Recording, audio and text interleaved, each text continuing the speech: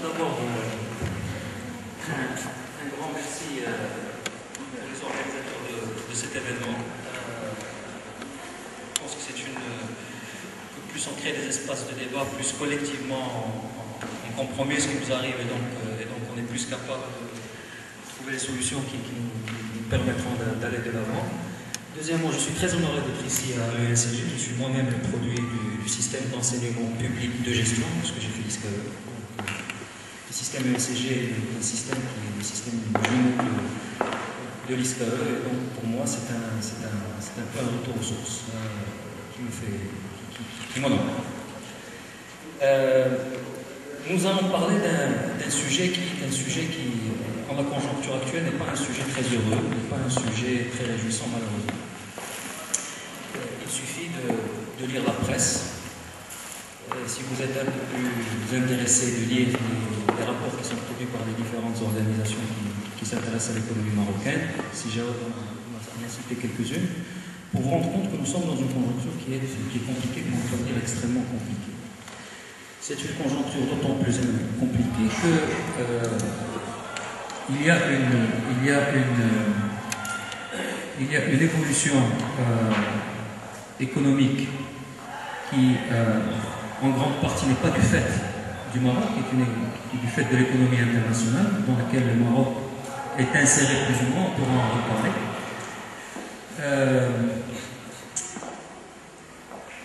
Et en parallèle, vous avez un autre phénomène qui est un phénomène très important et qui a un impact économique sérieux, pas seulement parce qu'il peut paraître comme déstabilisant, c'est le phénomène de ce qu'on appelle le printemps du Moyen-Orient. J'utilise le mot Moyen-Orient pour ne pas dire arabe, parce qu'effectivement il n'est pas arabe, il est aussi un asiatique, etc. Qui fait que sur le plan économique, les aspirations et les attentes des citoyens sont beaucoup plus importantes. Donc vous êtes face à des citoyens qui estiment qu'ils ont le droit à mieux, qui aujourd'hui considèrent que leur niveau de vie n'est plus à la hauteur de leurs aspirations et qu'ils ne sont plus prêts à vivre dans des conditions qu'ils considèrent que des conditions qui ne sont pas à la hauteur de ces attentes. Et j'essaie d'éviter un accident. Donc, je suis en train d'éteindre mon téléphone, parce que j'ai oublié de faire. Donc vous avez, si vous voulez, cette espèce d'évolution, d'un côté des aspirations qui sont plus importantes, et de l'autre, des conditions économiques qui font que, objectivement, aujourd'hui, un gouvernement sérieux marocain doit, en principe, envisager, au moins à un certain niveau, des mesures d'austérité.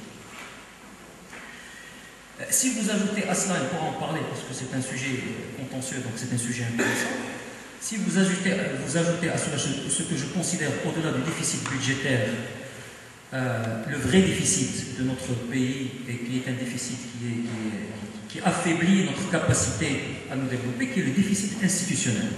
Si vous ajoutez à cela le déficit institutionnel avec ses répercussions en termes de gouvernance, vous vous retrouvez avec un cocktail que je n'appellerai pas Molotov, mais un cocktail assez problématique, c'est-à-dire des aspirations plus importantes, des équilibres macroéconomiques qui aujourd'hui sont sérieusement en danger, et troisièmement, un déficit institutionnel, c'est-à-dire en fait un problème de légitimité des systèmes de pouvoir dans ce pays. Et là, vous vous retrouvez effectivement dans une situation qui est très compliquée. Alors, quelques mots sur les chiffres de l'économie, et que quand on parle de conjoncture problématique,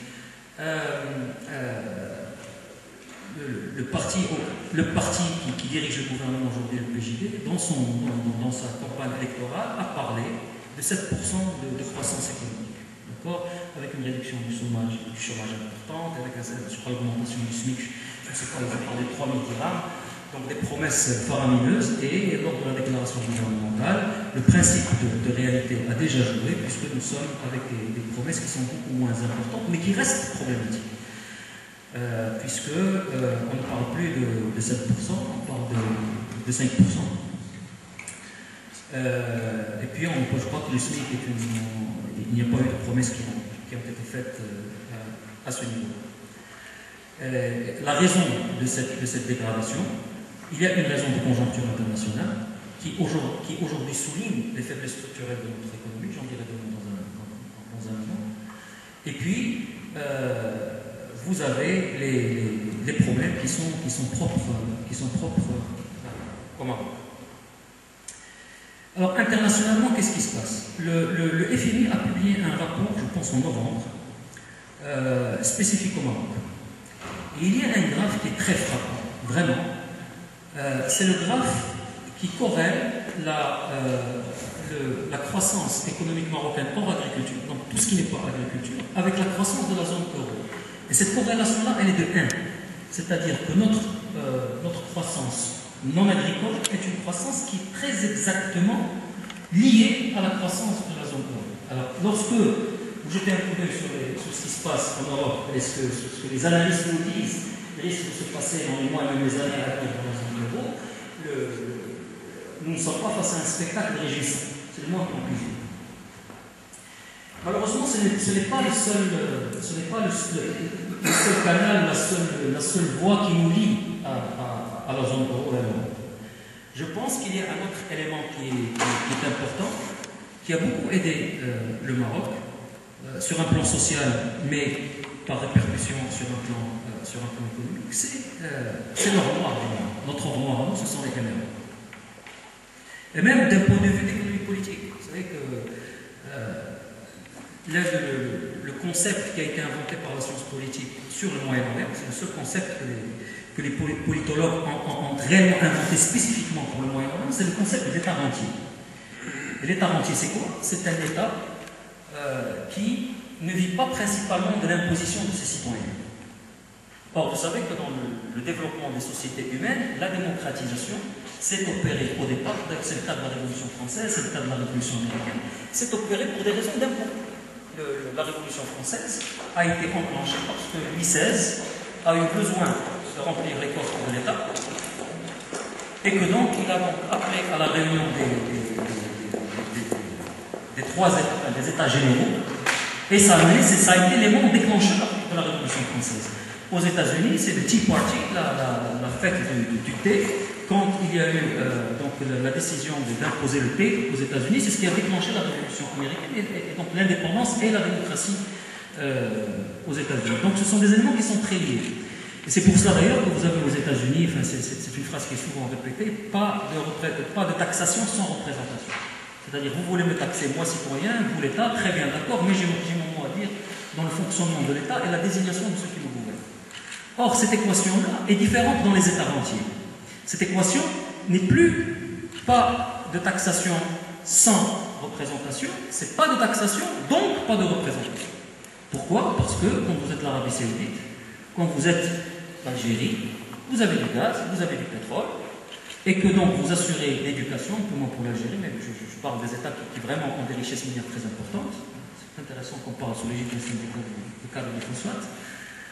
Donc vous avez des richesses minières qui font que vous extrayez les ressources qui permettent à l'État de fonctionner, non pas de la société elle-même, mais littéralement de la terre du pays, et que donc le contrat social est, nous vous éduquons, on paie pour votre éducation. Par exemple, en Arabie Saoudite, que beaucoup de gens ne le savent pas, mais les taux d'alphabétisation les plus élevés des femmes dans le monde arabe sont en Arabie Saoudite, par exemple. Et c'est dû à ce mécanisme. Pourquoi? Parce qu'effectivement, il y a un financement très poussé, très important, de tout ce qui est système éducatif, du système universitaire, etc. On vous soigne, on vous construit de super routes, de super malls commerciaux, bien climatisés, etc. Mais vous n'avez pas vos recherches. C'est ça l'État rentier. Or, les MRE, lorsque vous l'analysez, c'est un peu ça. Pourquoi?